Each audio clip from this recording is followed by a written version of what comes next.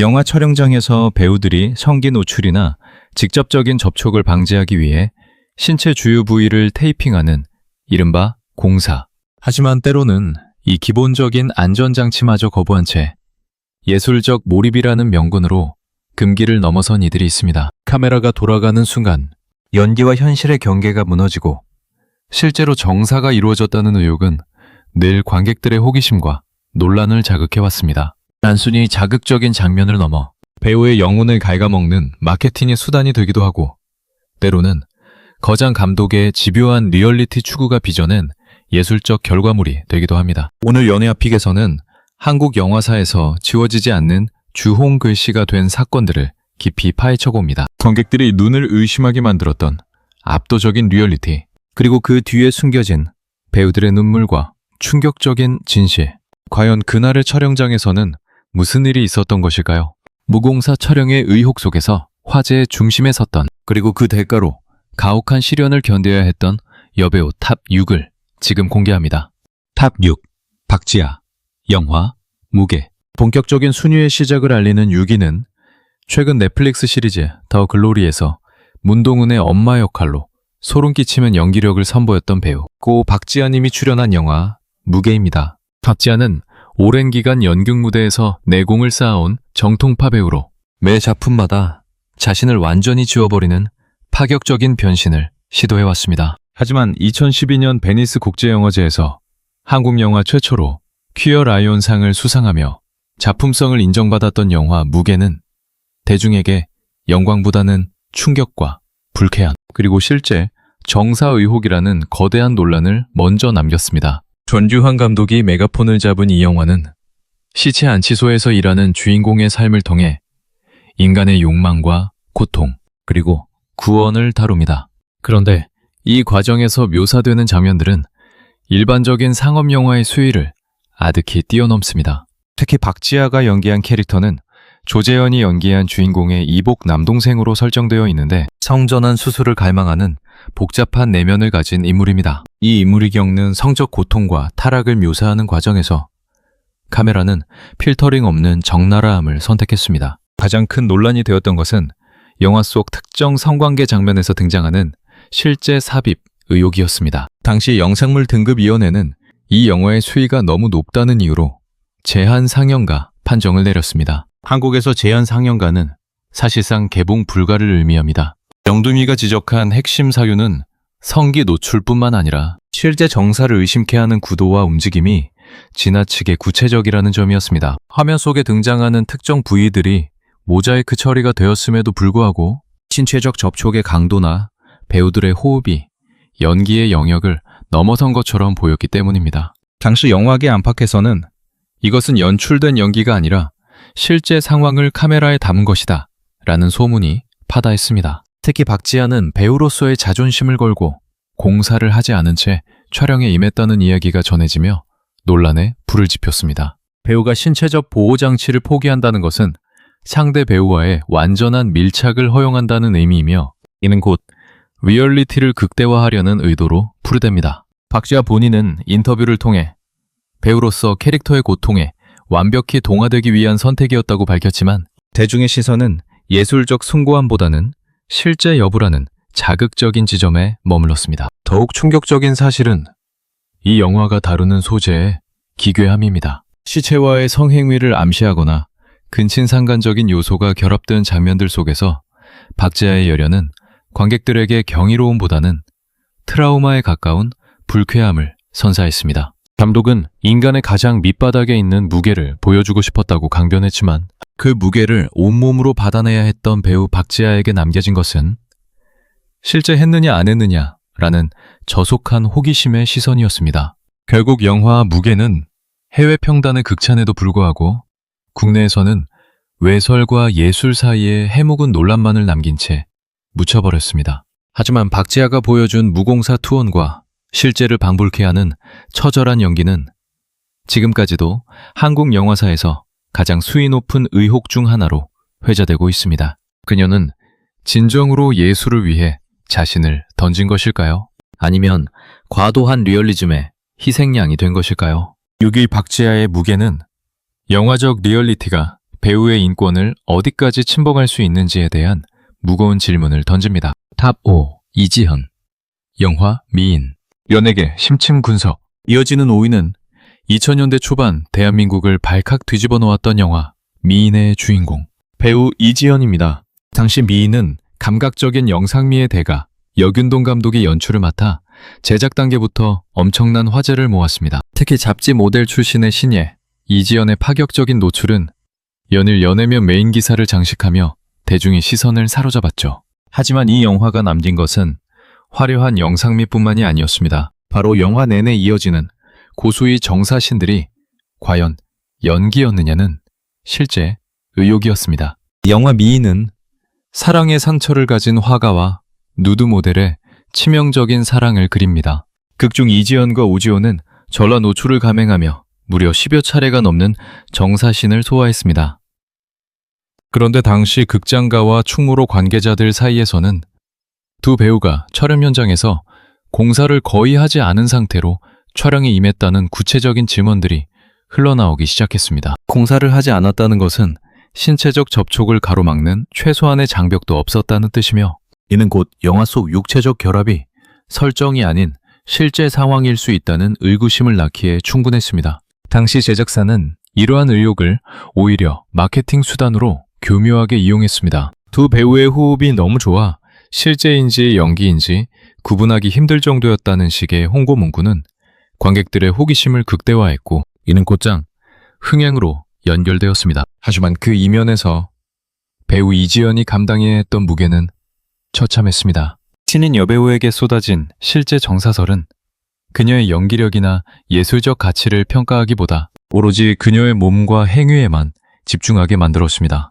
실제로 영화 속 한 장면에서는 배우들의 감정이 격해지며 보호 장비가 떨어져 나갔음에도 촬영이 계속되었다는 루머가 기정사실처럼 받아들여지기도 했습니다. 이지연은 이후 인터뷰에서 촬영 당시 너무 힘들어서 도망치고 싶었다고 고백하며 리얼리티를 강조하는 감독의 연출 방식과 대중의 왜곡된 시선 사이에서 겪었던 정신적 고통을 암시했습니다. 영화 미인은 분명 한국 영상미학의 한 획을 그은 작품으로 평가받기도 하지만 한편으로는 노출과 실제 의혹이라는 자극적인 프레임이 신인 배우의 이미지를 어떻게 소비하고 훼손시키는지 보여주는 대표적인 사례가 되었습니다. 이지연은 이 작품 이후 대중의 머릿속에 미인이라는 이름으로 각인되었지만 역사적으로 그 이름은 그녀가 배우로서 걸어가야 할 길에 가장 큰 장애물이 되고 말았습니다. 실제를 방불케 하는 열연, 그리고 그 열연을 진짜라고 믿고 싶어 했던 대중의 욕망이 만들어낸 서글픈 기록이 바로 5위. 이지연의 사례입니다. 탑 4. 오인혜. 영화 붉은 바캉스, 검은 웨딩. 4위는 화려한 레드카펫의 이면에 가려진 비극적인 서사를 가진 배우 고 오인혜님과 그녀의 파격적인 주연작 붉은 바캉스, 검은 웨딩입니다. 2011년 부산국제영화제 당시 가슴 라인이 거의 다 드러나는 파격적인 주황색 드레스로 단숨에 포털사이트 검색어 1위를 장악했던 오인혜. 하지만 그 강렬한 등장의 배경에는 저예산 독립영화라는 열악한 환경과 실제 상황을 방불케 하는 가혹한 촬영 수위가 존재했습니다. 김태식, 곽철수 두 거장 감독이 공동 연출한 이 영화는 불륜과 집착, 그리고 인간의 뒤틀린 욕망을 노골적으로 드러냅니다. 오인혜는 극중 스승과 불륜에 빠진 제자 역할을 맡아 신인으로서는 감당하기 힘든 전라 노출과 고수의 정사신을 소화해야 했습니다. 논란이 된 지점은 영화 속 정사 장면의 날 것 그대로의 느낌이었습니다. 세련된 조명과 편집으로 가려진 상업 영화와 달리 이 영화는 다큐멘터리처럼 집요하고 투박하게 인물들의 육체적 결합을 담아냈습니다. 현장 관계자들 사이에서는 감독이 극사실주의를 요구하며 배우들에게 최소한의 보호장구인 공사조차 생략할 것을 은근히 압박했다는 이야기가 흘러나왔습니다. 실제로 영화 속 오인혜의 표정과 몸짓은 연기라고 하기엔 지나치게 처절했고 이는 곧 실제로 한 것이 아니냐는 자극적인 루머로 번졌습니다. 특히 일부 장면에서 신체 일부가 노출되는 각도와 움직임이 기존 영화의 문법을 파괴할 정도로 리얼했다는 점이 의혹의 핵심이었습니다. 더욱 가슴 아픈 사실은 오인혜 본인이 이 실제 의혹과 노출 이미지에 갇혀 심각한 정신적 고통을 겪었다는 점입니다. 그녀는 훗날 인터뷰에서 드레스 한 장으로 떴다는 비난과 영화 속 장면에 대한 오해 때문에 대인기피증까지 겪었다고 털어놓았습니다. 제작진은 영화의 화제성을 위해 그녀의 노출을 마케팅 전면에 내세웠고, 대중은 그녀가 보여준 연기의 깊이보다는 진짜로 했는지에만 혈안이 되어 있었습니다. 오인혜의 사례는 저예산 영화가 주목받기 위해 여배우의 노출과 실제 의혹을 어떻게 소비하는지 보여주는 가장 극명하고도 슬픈 사례입니다. 그녀는 진지한 배우로서 인정받고 싶어 금기를 넘는 도전을 선택했지만, 세상은 그 도전의 결과물인 영상을 오로지 배설의 도구로만 치부했습니다. 예술이라는 이름의 폭력, 그리고 그 안에서 홀로 싸워야 했던 배우 오인혜. 사위는 그녀의 짧았던 생만큼이나 강렬하고도 아픈 의혹의 기록. 붉은 바캉스, 검은 웨딩입니다. 탑 3. 강예원. 영화 마법의 성. 3위는 지금은 대중에게 친숙한 예능 이미지와 탄탄한 연기력으로 사랑받는 배우이지만, 데뷔 초창기 본명인 김지은을 버리고 이름을 바꿔야만 했던 아픈 사연의 주인공 강예원입니다. 그녀의 배우 인생을 송두리째 흔들어 놓았던 작품은 2002년 개봉한 영화 마법의 성입니다. 당시 이 영화는 성인용 코미디라는 장르를 표방했지만, 정작 대중의 기억 속에 남은 것은 코미디가 아닌 여배우의 전라 노출과 실제를 방불케 하는 파격적인 정사 장면들이었습니다. 당시 20살의 신인이었던 강혜원은 구본승과 함께 주연을 맡아 파격적인 연기를 선보였습니다. 논란의 핵심은 영화 속 정사신의 강도였습니다. 극중 두 배우의 배드신은 연출된 연기라기엔 지나치게 격렬했고, 특히 신체 밀착도가 너무 높아 공사를 아예 하지 않은 것이 아니냐는 의혹이 제기되었습니다. 실제 촬영 현장 스태프들 사이에서는 격렬한 움직임 때문에 붙여놓았던 테이프 공사가 자꾸 떨어져 나갔고, 결국 배우들이 몰입을 위해 아예 제거한 상태로 촬영을 강행했다는 구체적인 증언이 돌기도 했습니다. 이러한 무공사 루머는 삽시간에 퍼져나갔고, 대중은 영화의 스토리보다 실제로 했느냐는 자극적인 가십에 열광했습니다. 한창 꽃을 피워야 할 신인 배우에게 실제 정사 의혹이라는 꼬리표는 감당하기 힘든 폭력이었습니다. 강혜원은 훗날 인터뷰에서 당시의 노출 연기가 연기 인생에 큰 걸림돌이 되었고, 세상의 시선이 무서워 1년 동안 집 밖으로 나오지 못했다고 고백하며 눈물을 보이기도 했습니다. 결국 그녀는 김지은이라는 이름을 버리고 강예원이라는 예명으로 새 출발을 해야 했습니다. 마법의 성에서의 열연이 예술적 도전이 아닌 외설적 호기심으로 소비되는 과정에서 한 배우의 꿈은 무참히 짓밟혔던 것입니다. 배우가 보여준 투혼이 마케팅의 소모품으로 전락하고 실제 의혹이라는 독이 든 성배로 돌아온 사례. 3위는 이름까지 바꿔야 했던 강혜원의 가혹한 성장통. 마법의 성입니다. 탑 2. 탕웨이 영화 색. 이 위는 한국 영화는 아니지만 한국인들에게 가장 큰 충격과 논란을 안겼던 작품이자 한국의 며느리가 된 배우 탕웨이의 주연자 색입니다. 거장 이안 감독이 연출한 이 영화는 1940년대 상하이를 배경으로 스파이가 된 여인과 그녀의 암살 대상인 정보부 대장 사이의 치명적인 사랑을 그립니다. 하지만 이 영화가 전 세계적으로 전설적인 논란이 된 이유는 영화적 완성도보다도 주연 배우인 양조위와 탕웨이의 정사신이 과연 실제였느냐는 의문 때문이었습니다. 영화 속에는 총 3번의 파격적인 정사신이 등장합니다. 이 장면들은 단순히 성적인 자극을 위한 것이 아니라 서로를 믿지 못하는 두 남녀의 심미적 대립과 굴복, 그리고 처절한 감정의 변화를 육체적으로 표현한 핵심적인 장치였습니다. 문제는 그 표현의 수위가 일반적인 영화의 한계를 완전히 무너뜨렸다는 점입니다. 화면 속에서는 양조위의 성기 노출은 물론 공사 테이핑을 전혀 하지 않은 상태에서만 가능한 각도와 움직임이 적나라하게 포착되었습니다. 특히 두 배우의 신체 밀착도와 피스톤 운동의 리얼리티는 전 세계 관객들로 하여금 이것은 연기가 아니라 실제 삽입이 아니고서는 불가능한 장면이다라는 확신에 가까운 의구심을 갖게 했습니다. 실제로 촬영 현장은 극도의 보안 속에서 진행되었습니다. 이안 감독은 단 11명의 핵심 스태프만 남긴 채 촬영장을 폐쇄했고, 두 배우는 무려 150시간 동안 정사신 촬영에 매진해야 했습니다. 이 과정에서 감독은 배우들에게 극단적인 리얼리티를 요구하는 것으로 유명합니다. 이안 감독은 과거 헐크 제작 당시에도 현실성을 위해 주인공의 바지까지 모두 찢어버리려 했을 만큼 고집스러운 완벽주의자입니다. 촬영 당시에도 그는 배우들이 연기를 하는 것이 아니라 그 상황 속에 실제로 존재해야 한다며 무공사 촬영을 지시한 것으로 알려졌습니다. 이 영화 이후 탕웨이가 겪어야 했던 후폭풍은 가혹했습니다. 중국 당국은 영화의 수위가 너무 높고 국가적 수치라는 이유로 탕웨이의 중국 내 활동을 3년 동안 전면 금지했습니다. 실제 정사설에 휩싸인 신인 여배우에게 쏟아진 사회적 지탄과 낙인은 그녀를 고국에서 쫓겨나게 만든 셈입니다. 훗날 양조위와 탕웨이는 공식적으로 실제로 한 것은 아니다 라고 부인했지만 영화 속에서 보여준 탕웨이의 겨드랑이 털 노출 리얼리티를 위한 설정과 숨소리, 그리고 물리적으로 불가능해 보이는 접촉 사고급 장면들은 여전히 실제 상황이라는 의혹의 불씨를 지피고 있습니다. 예술적 완성도를 위해 모든 것을 던진 배우의 투혼이 국가적 탄압과 실제 의혹이라는 거대한 파도를 만난 사례. 2위는 탕웨이의 그입니다. 탑1 김태현 영화 거짓말.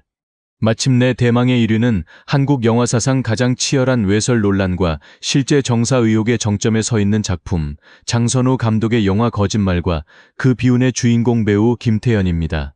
1999년 제작된 이 영화는 개봉 전부터 원작 소설 내게 거짓말을 해봐의 작가 장정일이 음란물 제조 혐의로 구속되는 초유의 사태를 겪으며 대한민국 전체를 충격에 빠뜨렸습니다. 하지만 진짜 폭풍은 영화가 공개된 이후에 몰아쳤습니다. 당시 신인이었던 김태현은 모델 출신의 파격적인 마스크와 신비로운 분위기로 주목받았지만 거짓말 속에서 그녀가 소화해야 했던 역할은 상상을 초월하는 것이었습니다. 38세 유부남 조각가와 18세 고등학생의 가학적이고 피학적인 성관계를 다룬 이 영화에서 김태현은 전라 노출은 물론 회초리, 철사줄, 심지어 대걸레 자루가 등장하는 극단적인 SM, 사도마조이즘 연기를 선보였습니다. 대중과 평단을 동시에 경악하게 만든 지점은 바로 리얼리티였습니다. 화면 속에서 두 배우가 주고받는 가학적인 행위와 그로 인한 신체적 반응들이 너무나 생생했기에 이것은 연기가 아니라 실제 상황을 촬영한 스너프 필름에 가깝다는 비난이 쏟아졌습니다.